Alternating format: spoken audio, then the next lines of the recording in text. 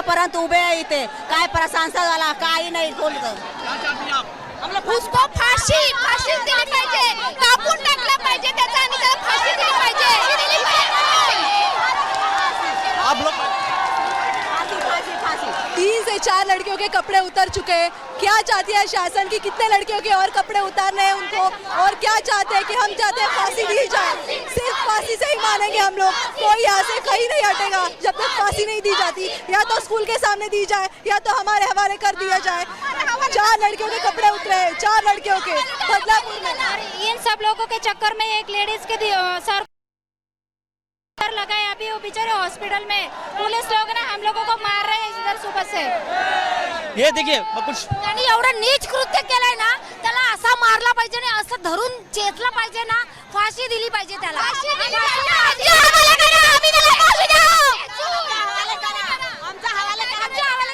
Police वाले काही करत नाही, आमच्या हवाले करा. ऑलरेडी 4 बायकांचे कपडे फाड़ले, 4 बाइक ऑलरेडी 4 लोगों के कपड़े फट चुके हैं, 5-6 लोग घायल हो चुके हैं, सर फूट गया लोगों का, लोगों को मार रहे हैं. ये सब मीडिया में नहीं बता रहे, अभी पता नहीं आप लोग दिखाएंगे कि नहीं, लेकिन ये सब नहीं होना चाहिए.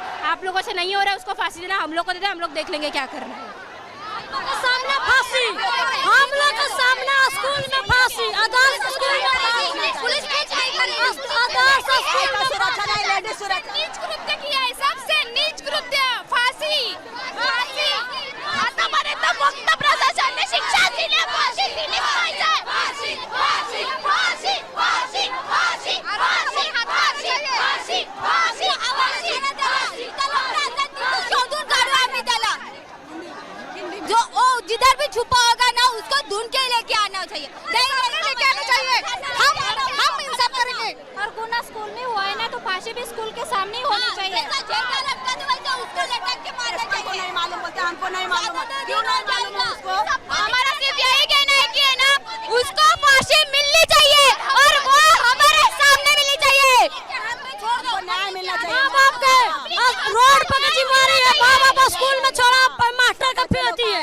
हम भी फांसी देके उसकी, नहीं तो हम दे देते हैं.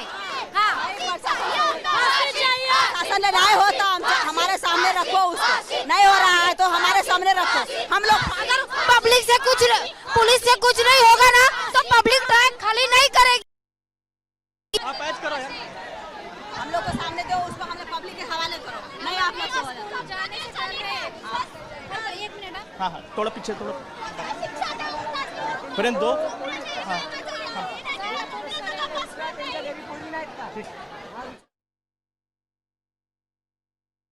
प्रकाश तस्वीरें दिखा रहे हो. सत्य प्रकाश, सबसे बड़ा सवाल ये है कि आखिरकार लोगों का गुस्सा तो है, लेकिन पुलिस इस पूरे मामले की कैसे जांच पड़ताल कर रही है?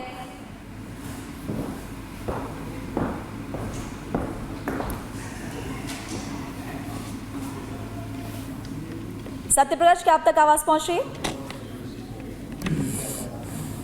दोबारा लौटेंगे. फिलहाल देखिए तस्वीरें आपको लगातार हम दिखा रहे हैं, लोगों में गुस्सा है और इसके बाद लगातार आपको ये भी बता रहे हैं कि सफाई कर्मचारी पर शोषण के आरोप यहां पर सलोनी लगे हैं और मामले में मुख्य आरोपी की गिरफ्तारी भी बताई जा रही है. लेकिन इस वक्त हम देख रहे हैं कि रेलवे ट्रैक पर लोगों का गुस्सा साफ देखते ही बन रहा है और लोग ये कह रहे हैं कि फांसी होनी चाहिए. और ये वो माता पिता हैं जो अपने बच्चों को जब स्कूल भेजते हैं तो वो निश्चिंत होते हैं कि उनके बच्चे स्कूल में सुरक्षित होंगे.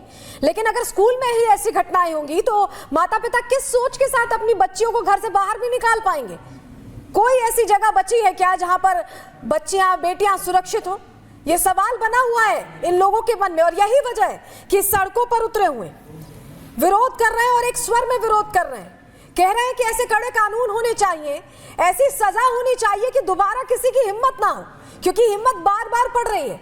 एक खबर से हम बाखबर होते हैं, कोलकाता को लेकर जानकारी मिलती है, उससे देश के लोगों में गुस्सा था. और ये दूसरी घटना जिसमें 4 साल की 2 बच्चियां हैं जिनकी उम्र ऐसी है कि उन्हें अभी ये पता ही नहीं कि वो क्या कर रहे हैं. उन्हें पढ़ाने की कोशिश में माँ बाप भेजते हैं स्कूल विश्वास करके, लेकिन इस तरह की घटनाएं होती हैं तो ये आक्रोश जाहिर है कि लोगों का सामने आएगा. और यही वजह है फास्ट ट्रैक कोर्ट में चलाने की बात कही जा रही है, गिरफ्तारी हो गई है. लेकिन सवाल ये होता है कि पहले नंबर पर इस तरह का क्राइम इतनी आसानी से हो कैसे जा रहा है? देखिए, हैवानियत पर आक्रोश है, आपको सुनाई दे रही होगी आवाज, नारेबाजी कर रहे हैं लोग, फांसी की मांग कर रहे हैं. हालांकि पुलिस प्रशासन वहां पर रेलवे ट्रैक से लोगों को हटाने की कोशिश कर रहा है, समझाने की कोशिश कर रहा है. जो कर्मचारी वहां पर तैनात है। तो ये डर, ऐसे जो राक्षस बुद्धि के जो लोग हैं, इनको ये डर ही नहीं रह गया इनके दिल में कि अगर हमने ऐसा कुछ किसी भी लड़की के साथ, किसी बच्ची के साथ, किसी महिला के साथ ऐसा अत्याचार अगर हमने किया तो हमको हमारी सरकारें छोड़ेंगी नहीं। और मैं तो मांग करती हूँ, एक माँ होने के नाते, एक नेता बाद में, पर एक माँ और एक बेटी और किसी के घर की वाइफ होने के नाते मैं जरूर ये मेरे सरकार से डिमांड करती हूँ, फास्ट ट्रैक में इमीडिएट लेके चौराहे पे फांसी देनी चाहिए ऐसे लोगों को।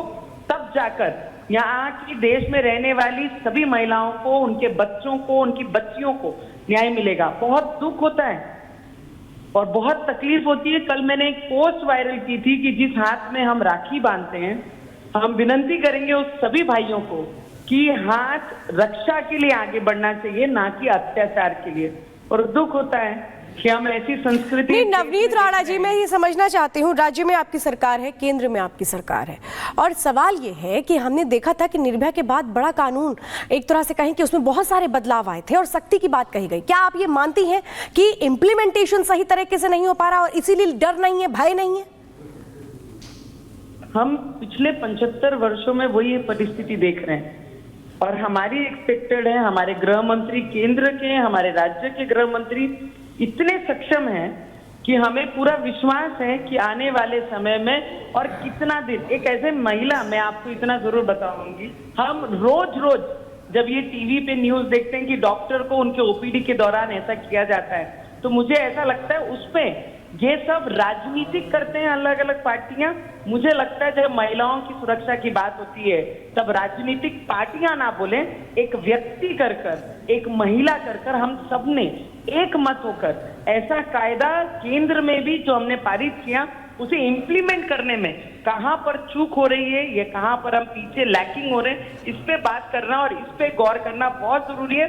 क्योंकि ऐसे कृत्य करने वाले जो लोग हैं, इन्हें कहीं पर भी कायदे का, लॉ का डर कहीं पर भी किसी में दिखाई नहीं दे रहा है। तो इसका बहुत बड़ा दुख हम लोगों का है कि कल जहां कलाइयों में हमने हाथ में राखियां बांधी, वही कलाई किसी बेटी पे, किसी बच्ची पे, किसी बेटी बहन पर इस तरीके से। नवजीत जी, हम ये भी देख रहे हैं, चाहे कोलकाता कांड की बात हो, चाहे बदलापुर की बात हो, यहाँ पर ये जरूर हो रहा है कि अब जो जनता है, जो लोग हैं, वो आजिज आ चुके हैं, वो तंग आ चुके हैं इस तरह की घटनाओं से, और उनका गुस्सा फूट रहा है, गुस्सा बढ़ता जा रहा है। इस पर बहुत जल्दी से एक्शन लेना होगा। जो अभी लॉज बनाए गए, जिसका जिक्र श्वेता भी कर रही थी, उनको कड़ा तो किया गया है, लेकिन कैसे लागू हो, कैसे रोक लगे, इस पर काम करना पड़ेगा।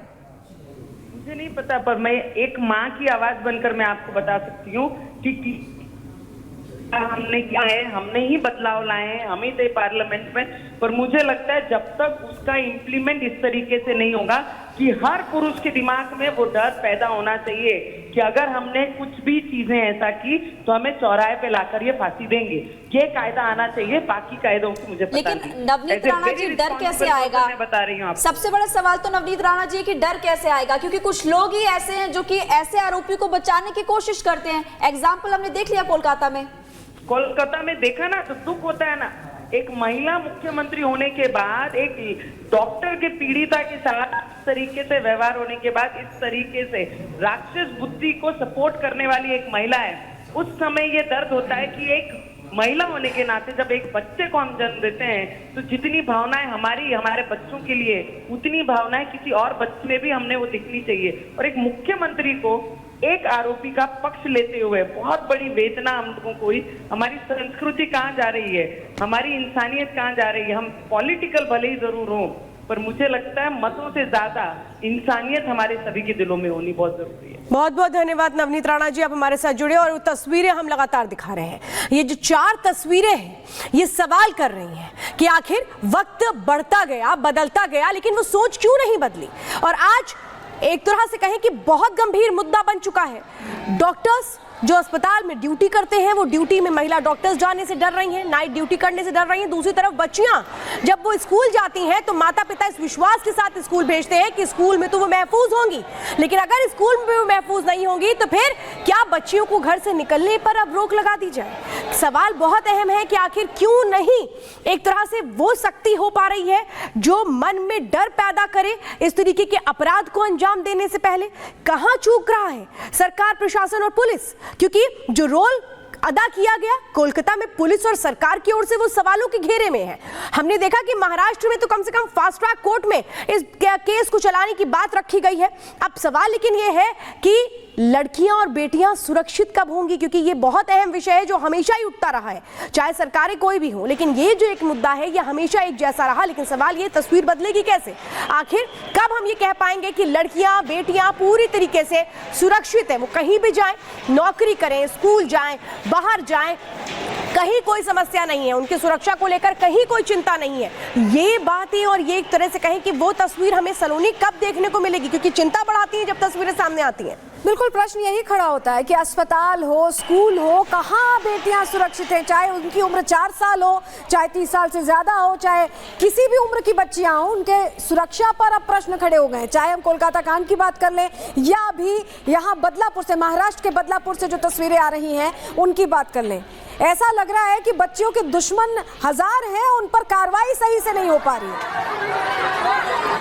और ये तस्वीरें हम आपको दिखा रहे हैं। सबसे पहले रिपब्लिक भारत पर ये तस्वीरें आप देख रहे हैं। आरोपी जो सफाई कर्मचारी है उसकी जमकर धुनाई की गई है। तस्वीर देखिए, जमकर पीटा गया और ये गुस्सा जायज है, ये नाराजगी जायज है, क्योंकि सड़क से